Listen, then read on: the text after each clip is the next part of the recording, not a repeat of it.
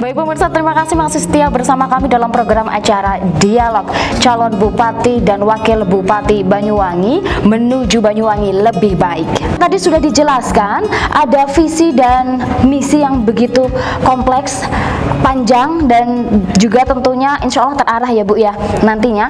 Nah, akan ada program-program lainnya yang nanti akan dijelaskan oleh Bu Ibu. Nah, untuk kali pertamanya Bu, kita menuju ke pertanyaan tentang program prioritas 100 hari ke depan setelah menjabat menjadi bupati, dan pertanyaan ini saya mewakili dari PPLP PT PGRI Banyuwangi. Silakan Ibu, saya beri kesempatan. Ya, baik, mengenai program 100 hari, Bapak Ibu sekalian yang saya hormati, jika kita bicara tentang program 100 hari dari seorang pemimpin baru, maka kita hanya bisa menjawab bahwa di tahun 2021 ini seluruh program yang sudah dirancangkan oleh pemerintah daerah sudah dianggarkan atau sudah direncanakan oleh bupati sebelumnya. Maka bagi kami, jika terpilih sebagai bupati dan sebagai bupati baru di Banyuwangi, maka program 100 hari kami adalah langsung melaksanakan program-program yang memang sudah diagendakan dan sudah dianggarkan oleh pemerintahan sebelumnya. Tetapi yang pasti dalam waktu 100 hari itu adalah bukan waktu yang panjang, sangat singkat sekali. Tetapi dari 100 hari itu kita juga bisa melihat kira-kira gaya kepemimpinan apa yang akan kita gunakan ke depannya sebagai seorang pemimpin. Dan dari 100 hari itu juga kita bisa memfokuskan kira-kira apa sih yang diinginkan oleh pemimpin yang baru di Banyuwangi ini. Maka bagi kami, jika masyarakat mengharapkan program 100 hari ini bisa menggambarkan keberhasilan di Banyuwangi 5 tahun mendatang, itu sangat singkat sekali. Tetapi bagaimana masyarakat Banyuwangi bisa melihat cara kepemimpinan, lalu program-program inovasi apa yang dibawa selama 100 hari ini, maka itu bisa menjadi acuan bagi masyarakat Banyuwangi. Mengenai program 100 hari yang kami ingin sampaikan di sini, memang ke depan kami hanya bisa fokus terhadap program-program yang sudah dijabarkan atau yang sudah diagendakan oleh hasil dari pemerintahan sebelumnya. Tetapi di sini kami menyampaikan kepada masyarakat bahwa semua program sebenarnya harus fokus. Maka pemimpin baru ini harus bisa merangkul seluruh komponen masyarakat selama 100 hari. Ini menjadi gambaran kepemimpinan selanjutnya, kepemimpinan di 5 tahun ke depan. Dan bagaimana selama masa pandemi COVID-19 ini membuat seluruh tatanan baik dari anggaran, baik dari program kerja ini berubah konsepnya. Tidak bisa lagi seperti 10 tahun yang lalu. Maka program-program yang nanti kami akan jalankan adalah program-program yang nanti bisa berjalan atau seiring jalan dengan pandemi COVID-19. Maka pada hari ini saya ingin menyampaikan ada 7 program kami, yaitu dari 7 program ini akan dijabarkan menjadi 22 program langsung dikerjakan. Di mana yang pertama adalah Banyuwangi Bekerja. Salah satunya yang seperti tadi sudah saya sampaikan, membuka lapangan pekerjaan seluas-luasnya untuk masyarakat Banyuwangi.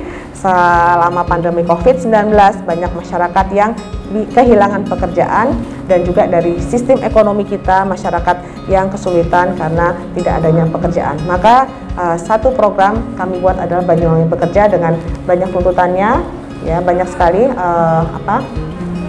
program-programnya. Di situ kami salah satunya adalah membuka 10.000 lapangan kerja baru, dan kami juga akan meningkatkan iklim usaha dengan minimal 50% karyawan, baik itu perusahaan lokal maupun perusahaan non-lokal, ini bisa menyerap lapangan pekerjaan bagi masyarakat Banyuwangi. Jadi 50%-nya harus ada tenaga lokalnya.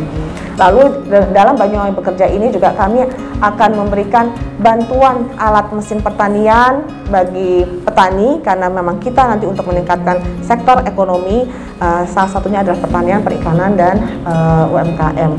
Ada UMKM naik kelas juga, di mana ini menjadi program kami ke depannya di di 100 hari kami. Mungkin kalau 10.000 itu untuk 1 tahun, tetapi kalau untuk 100 hari maka kita akan menciptakan 1.000 UMKM baru. Lalu juga kami akan memulihkan kunjungan wisata, karena wisata ini salah satu penghasil devisa di Kabupaten Banyuwangi, sehingga program-program yang berkaitan untuk memulihkan wisata akan kami prioritaskan. Insentif untuk para pelaku seni dan budaya ini juga salah satu dari program 100 hari kami. Perkuat sistem pendampingan bagi keluarga buruh migran, ini juga salah satu program 100 hari kami. Lalu yang selanjutnya adalah untuk Banyuwangi Cerdas Berkarakter. Yang kedua adalah Banyuwangi Cerdas Berkarakter, di mana kita nanti juga akan memberikan insentif bagi guru GTT dan juga guru-guru PAUD. Di satu sisi juga kami dari Banyuwangi Cerdas Berkarakter ini kami akan memberikan uang saku yang seperti tadi saya sampaikan kepada anak-anak, dan uang saku ini bisa digunakan juga untuk memberikan pulsa selama mereka sekolah daring. Lalu juga beasiswa kepada anak-anak yatim piatu, beasiswa terhadap santri, dan ini salah satu program kami 100 hari yang bisa langsung kami kerjakan. Lalu selanjutnya, Banyuwangi Said ini adalah salah satu program 100 hari kami di mana berkaitan dengan kesehatan. Kami memberikan bantuan kepada nutrisi kepada ibu hamil, kepada balita, dan juga kepada lansia. Lalu juga kami memberikan insentif kepada tenaga medis, kepada kader-kader posyandu dan kader-kader kesehatan lainnya. Ini program 100 hari kami. Banyuwangi Keluarga Berdaya. Ini juga sebenarnya program di tahun 2020, dan kami jadikan program 100 hari kami, di mana kami memberikan bantuan kepada Dasawisma ya, untuk bisa digunakan sebagai aktivitas sosial dan ekonomi dan pengembangan SDM di tingkat Dasawisma. Lalu juga layanan ruang rindu ini juga sudah pernah kami sudah dijalankan di tahun 2020, tinggal dikuatkan lagi di 100 hari kami, di mana nanti di situ ada konseling dan bantuan hukum bagi ibu hamil, dan melibatkan kaum perempuan secara aktif untuk penyusunan anggaran di Pramusrenbang. Nah, Pramusrenbang ini kebetulan di masa 100 hari ya, 100 hari kami, sehingga Pramusrenbang untuk kaum perempuan dan juga untuk anak muda di tingkat desa, kecamatan, dan kabupaten akan kami lakukan. Lalu juga untuk Banyuwangi Berkah dan Peduli, ini salah satu program 100 hari kami adalah memberikan insentif guru ngaji, lalu guru keagamaan, dan juga penggiat keagamaan. Tingkatkan bantuan sosial untuk warga miskin, ini juga salah satu program 100 hari kami, di mana anggaran ini sudah diadakan di tahun 2020, sehingga ketika kami terpilih sebagai Bupati Banyuwangi di 100 hari kami ini, program ini bisa langsung kami jalankan. Lalu Banyuwangi maju membangun. Banyak sekali ketika kami turun ke lapangan, banyak sekali masyarakat yang mengeluhkan tentang infrastruktur, terutama jalan. Maka infrastruktur jalan ini menjadi prioritas utama kami, di mana sebenarnya anggarannya memang sudah dipatok oleh Bupati sebelumnya, tetapi kami bisa langsung melakukan perbaikan infrastruktur, baik itu pendidikan, kesehatan, dan ekonomi. Lalu juga di sini kami ada untuk Banyuwangi membangun juga kami masalah peningkatan rehabilitasi lahan kritis ini juga sudah dilaksanakan, jadi kami tinggal melaksanakan di 100 hari kami menjabat. Banyuwangi melayani Smart Kampung selama ini sudah ada, kami tinggal meningkatkan Smart Kampung menjadi Smart Kampung Plus. Penguatan pelayanan publik hingga ke desa ini kami akan perkuat dengan menaikkan alokasi dana desa, karena memang di awal tahun biasanya kami pemerintah daerah melakukan musrembang. Nah, di situ bisa diusulkan untuk menaikkan alokasi dana desa untuk pelayanan publik. Begitu juga dengan insentif RT RW, ini juga bisa menjadi salah satu program 100 hari kami ke depannya sebagai penguatan pelayanan bagi masyarakat di tingkat paling bawah. Nah, itu Mbak, beberapa program 100 hari kami ke depannya dari semua sektor yang nantinya menjadi fokus kami ketika kami menjabat sebagai Bupati Banyuwangi. Baik, ada 22 program kerja yang akan dilakukan nantinya 100 hari pertama setelah terpilih sebagai Bupati Banyuwangi. Untuk pertanyaan berikut ya pemirsa dan juga ini khususnya untuk pemirsa yang ada di studio, saya ingatkan sekali lagi untuk tidak melakukan perekaman atau dokumentasi apapun selama acara ini berlangsung. Ada pertanyaan lagi, ini masih di seputaran PPLPPT PGRI Banyuwangi, Bu, dan juga tentunya mewakili masyarakat Banyuwangi terkait tentang strategi pembangunan ekonomi dalam menghadapi pandemi COVID-19 saat ini. Ibu bisa dijelaskan, Ibu? Ini sayang sekali Ibu sendirian ya, Bu ya, tapi tetap antusias ya, Bu ya, untuk memaparkan beberapa program-program kerja lainnya khususnya di bidang ekonomi. Silahkan, Bu. Baik, seperti yang tadi saya sampaikan di awal, bahwa selama masa pandemi COVID-19 ini yang paling terdampak atau paling terlihat dampaknya di masyarakat ini adalah masalah ekonomi. Maka kami memiliki beberapa program yang nanti kami fokuskan untuk bidang ekonomi di masa pandemi COVID-19. Di mana dalam bidang ekonomi, salah satu program kami adalah menguatkan UMKM dengan UMKM naik kelas. Nah, ini program kami dalam peningkatan ekonomi, memulihkan kondisi ekonomi di Banyuwangi, di mana UMKM atau usaha mikro ini sebagai usaha rakyat yang paling terkecil, dan UMKM ini adalah salah satu usaha rakyat yang bisa meningkatkan sektor ekonomi di Kabupaten Banyuwangi. Maka perhatian terhadap UMKM ini akan menjadi prioritas kami di bidang ekonomi. Lalu juga salah satunya program yang kami akan buat dalam menguatkan ekonomi di Kabupaten Banyuwangi adalah memberikan satu alat usaha bagi warga miskin. Sekali lagi bagi warga miskin, apalagi bagi warga yang terdampak COVID-19. Dan dari sisi ekonomi kami juga akan membuka lapangan pekerjaan seluas-luasnya melalui penguatan ekonomi kerakyatan dan insentif terhadap banyak sektor seperti tenaga kesehatan, guru. Itu salah satu upaya kami menguatkan ekonomi dari sektor-sektor yang nanti sangat terdampak di masa pandemi COVID-19. Mungkin itu untuk segi ekonominya. Baik, Bu, Ibu tadi membahas tentang pembangunan bidang ekonomi, Bu. Masih menyambung dengan program tadi, ada 22 program yang salah satunya Ibu sebutkan ada pendampingan usaha, kemudian untuk warung-warung rakyat kecil. Nah, itu strateginya seperti apa, Ibu? Ya, untuk pendampingan warung-warung rakyat ekonomi kecil, nanti kami akan memberikan pendampingan dari hulu ke hilir. Jadi pertama kami akan memberikan pelatihan terhadap masyarakat miskin secara gratis. Lalu juga kami akan memberikan bantuan alat yang seperti tadi saya sampaikan, alat usaha, dan kami juga akan memberikan fasilitas kepada masyarakat untuk bisa berhubungan dengan lembaga keuangan dalam hal permodalan seperti perbankan atau mungkin koperasi. Dan selanjutnya juga kami akan melakukan pendampingan terhadap para pelaku usaha baru ini dari rakyat miskin ini, masyarakat miskin ini, sehingga mereka bisa membuat literasi keuangan, memiliki literasi keuangan yang baik, manajemen keuangan yang baik, sehingga nanti usahanya ini pastinya akan terus maju, omsetnya nambah, bisa diperluas atau diperlebar usahanya dan sebagainya. Baik, jadi ini menjawab dari visi yang tadi sudah dijelaskan Bu Ibu ya, salah satunya adalah sumber daya manusia yang di sini difokuskan untuk peningkatan akses ya Bu ya. Jadi berkaitan dengan SDM tadi ya. Baik, pemirsa, kita beralih ke pertanyaan berikutnya. Kali ini ada pertanyaan dari Fakultas Keguruan dan Ilmu Pendidikan FKIP Uniba, Ibu. Ada strategi pembangunan bidang pendidikan dalam menghadapi pandemi COVID-19 saat ini, Bu.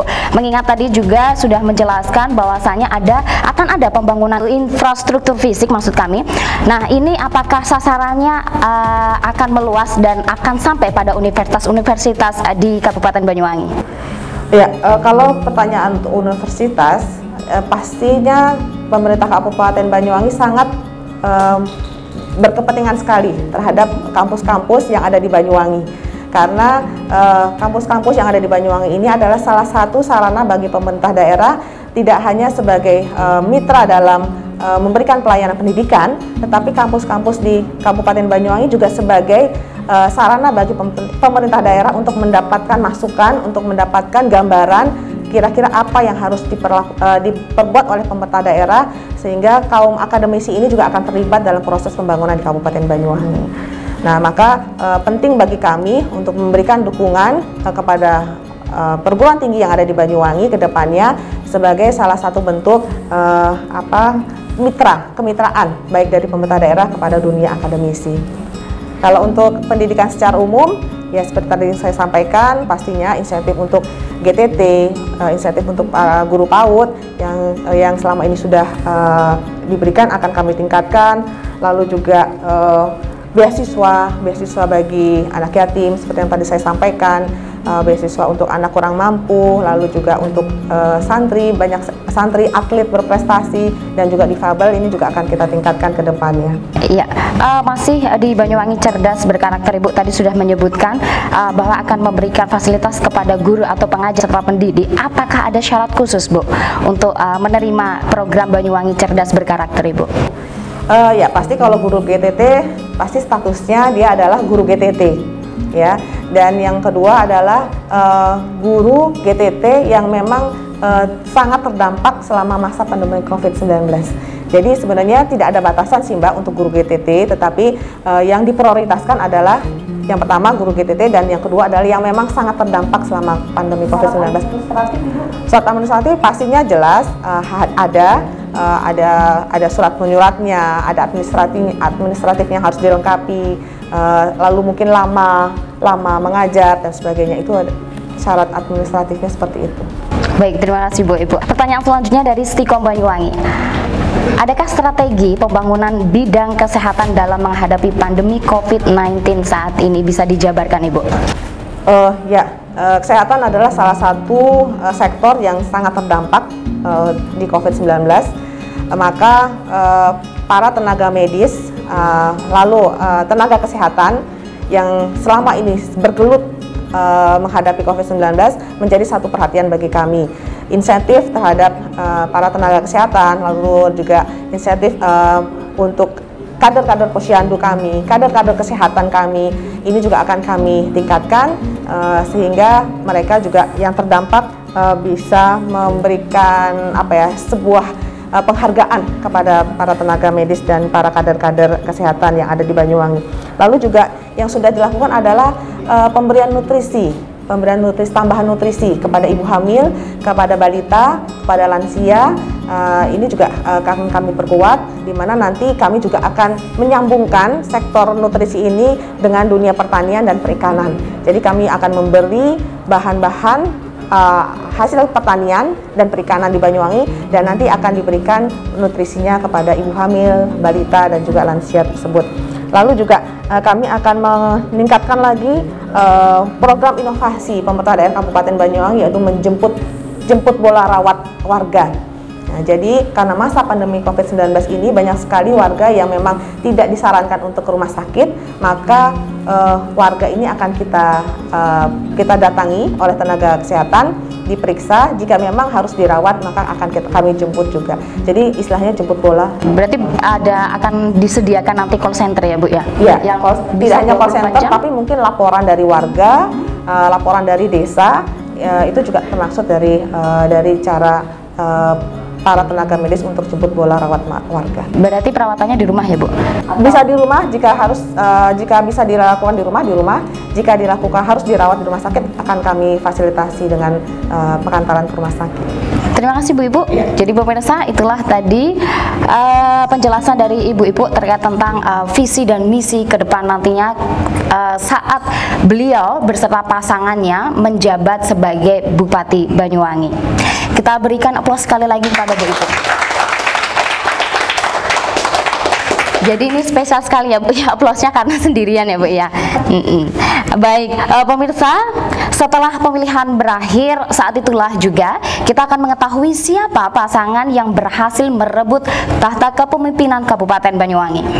Dan di situ pula masyarakat akan mengetahui tonggak harapan baru atas nasib Banyuwangi. Dan pastinya gunakan hak pilih Anda, siapa yang menang dalam memimpin juga ada di tangan Anda.